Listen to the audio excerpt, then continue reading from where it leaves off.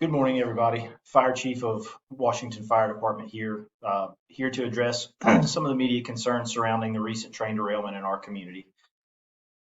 I would like to make it a point for the public and the media sources here to understand that at the current moment, we have no loss of life reported from any members of the community, and we have no injuries or loss of life reported from the fire department as well. The incident is still in stabilization stages.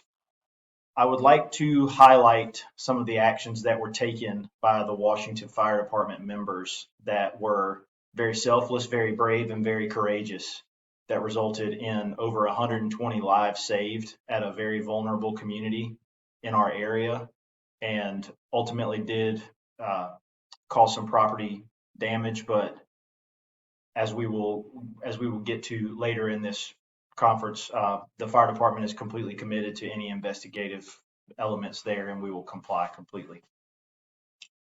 The first allegation from media sources is that our company staffing is substandard. As you all know from times past, we have faced budget cuts and we have had to reduce our staffing. Your fire department leadership, myself and my executive team, we have been working very diligently trying to use grant funding and federal opportunities to restore that staffing to 4 people in compliance with national standards.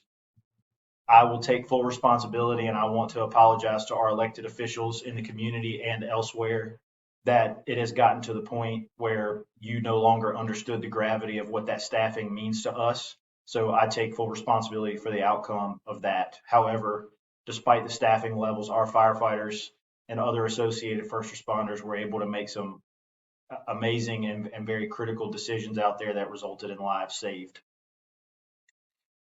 Another point that was brought to the media is your Washington Fire Department does have a gap in its statutory required training. I am here to explain the fact that that is true to some degree. We are working through a regulated training program at the moment. This event just so happened to occur in the middle of that process.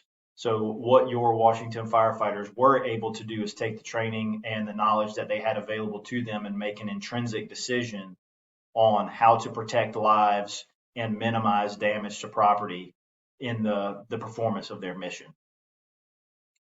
The last point that I would like to bring up is what these folks did, despite the fact that, PPE was used, but not to the fullest extent.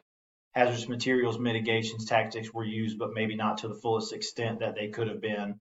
And from the property damage side, whatever is being reported, one, the fire department is committed to any investigation that may be taking place regarding this. We will comply fully. In fact, I've already been in touch with some agencies that are associated with this incident now.